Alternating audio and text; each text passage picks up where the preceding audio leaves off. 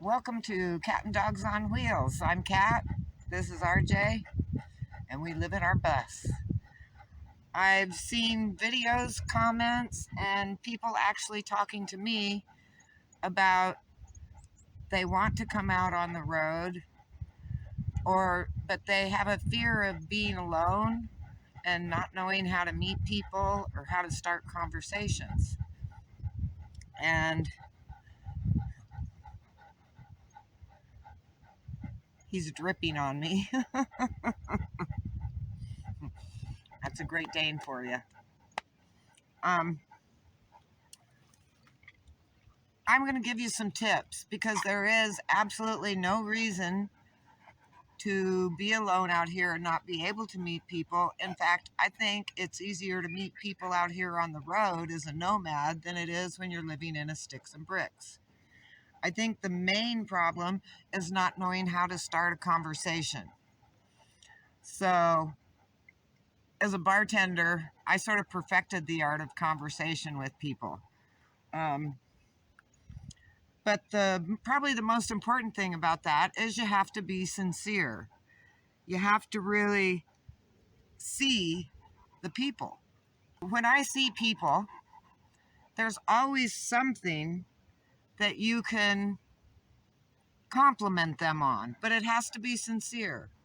Every single person I see, there's something that I can comment and compliment them on, whether it's their eyes, their hair, their clothes, their shoes, a purse. Um, and for me, what makes it really easy is if they have a pet, if they have a dog. Um, I love dogs, so I can immediately connect and compliment them on their dog and compliment the dog. And out here as a nomad, the rigs, you know what I mean? There's all kinds of different rigs, and a lot of people have really cute rigs. So if you're really seeing the person, there's something. When I'm just standing in a grocery store line, there's always, basically every person I see, there's something I can compliment them on. And that is a good way to open up a conversation. He's deserting me now. Where are you going, dude? Is it too hot out here? You know what? It is pretty warm. Yeah, he's not going to greet. He's going back in the bus because it's cooler. So I am going to come back in the cool of the evening. Okay, we moved into the bus because the evening light is very flattering and it's not so hot. But in the evening is when the wind picks up, and I'm afraid then the sound won't be good. So we're going to try it in the bus. Drool.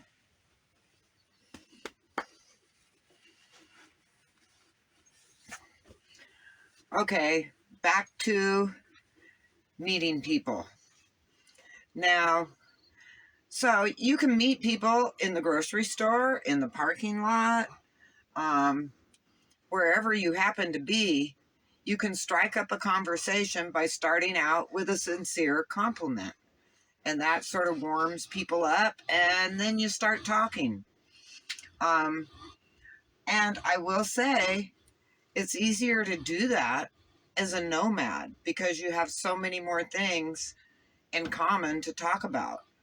And then there's the laundromat. The laundromat is a major social, very major social place to be. All kinds of conversations start up at the laundromat.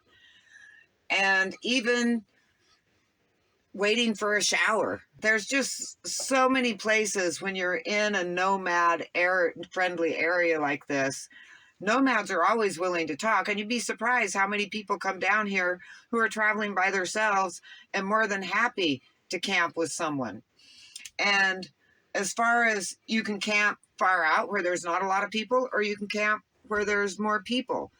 And as far as walking around, you know, if people are outside of their rig, you can wave and say hi, and they wave and say hi. And then if you say, ooh, I really like your rig, or oh, what a cute dog, you start up a conversation, and there's a lot of people who would like company out here. So don't be afraid. There's so everywhere you go, you can start up a conversation. And it's super easy at the laundromat because we're standing around waiting. And when you meet somebody, when you look at someone and they look at you and your eyes meet, that's the opportunity to say something. I'd say if you're in the neighborhood of being able to be in Quartzsite, then it's really easy because you're basically around nomads.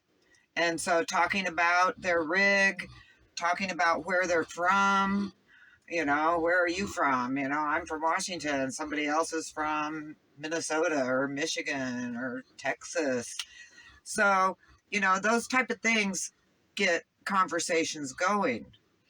In Quartzsite, people are so friendly. Nomads are friendly to other nomads. And that's how then you can tell if you sort of click with someone.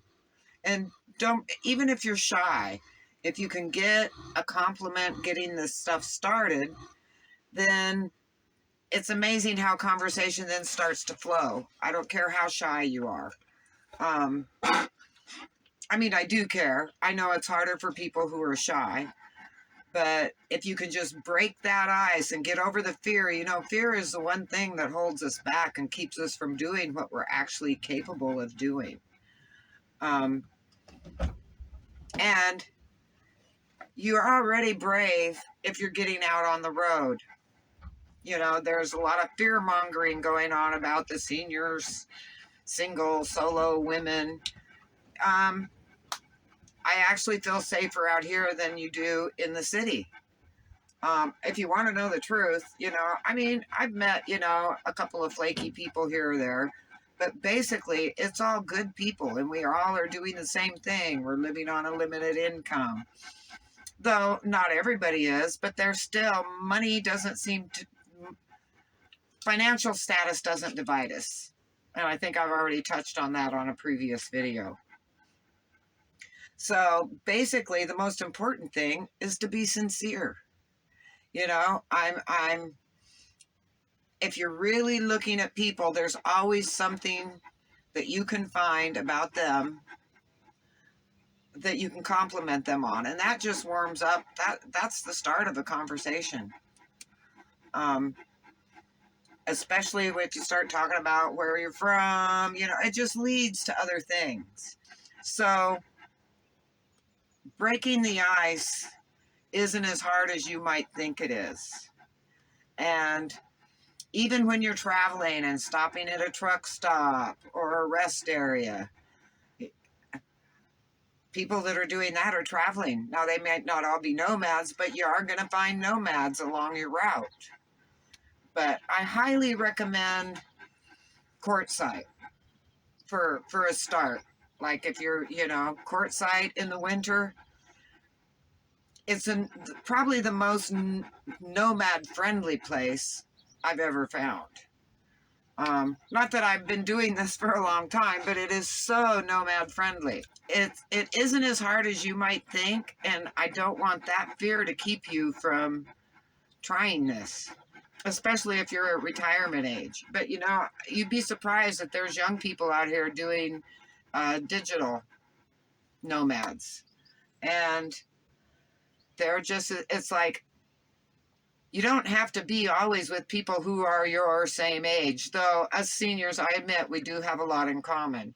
So it's easy, our conversations, the generation we're from, but I don't have any trouble with people at all different ages. So you're limiting yourself with fear, and I understand some people are shyer than others. Now, I've met people and been camping with people that are alone, that are starting out, and that is one of their fears. But they're my friends now, and we camp together. You can travel together, but you don't have to. But a lot of times it's like you gather in Quartzsite and you're making your friends, and then in the spring and summer, you have other things that you have to do. Either go back to your home state for medical stuff or go visit family. You know, there's different things that spread us apart, but we still keep in touch with phone calls and text. That's all, you know, and that's another thing. Ask people about things. When I separate from people, you're still talking to them and asking, how is the family? How is, you know, how are you feeling? How's the medical going? You know, there's the friendships don't stop when distance separates us. And then it's like a reunion when you get back together. So I don't want you to be afraid of not being able to talk to people. And that's about that. I just don't want you to not try it because you're afraid of being alone. And I guess if you have a pet, you have to consider you're never really totally alone. You know, I've traveled by myself and I'm never alone. I have RJ. Oop, you're going to poke your eye on that. RJ. I have a hook here that I bungee cord with and his eye is right by it. 1 second.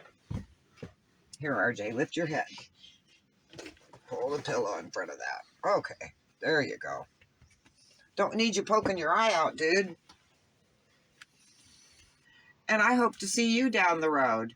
And feel free to reach out to me if you are coming out and you're starting to travel.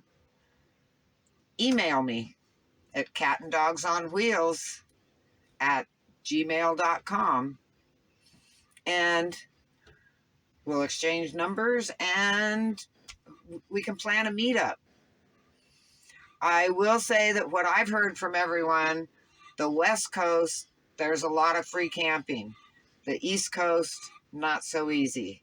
And on the West Coast and the Southwest here, there's a lot of nomads. So chances of you meeting someone that you end up clicking with will be a good thing. You know, and I haven't met people who want to rip me off. I actually, that's the one more addition. Don't be a taker. Don't be a complainer, you know? And if you are a giving spirit and you have a positive attitude, people are drawn to that. Now, that doesn't mean get taken by giving. Friendships are a give and take. And so if you find that you're doing all the giving, then it's probably time to move on. And I don't mean just financial. I mean, you know, we share food, we help each other out. True friendship is a give and take. And there's a balance. And there's times where you have the opportunity to be giving, but a friend also gives back. Whether it's moral support, being there for you when you need someone. And yeah, I'll admit, us seniors, we do talk a lot about our medical conditions because we all have something going on with aging. But it's different when you're in a conversation with people about those things, or if you're someone who's always complaining and whining about it. You know, I got this, I got that. Nobody wants to listen to whining. But we do have conversations about our health. So, like I say, everything is a balance. Just don't let fear rule you.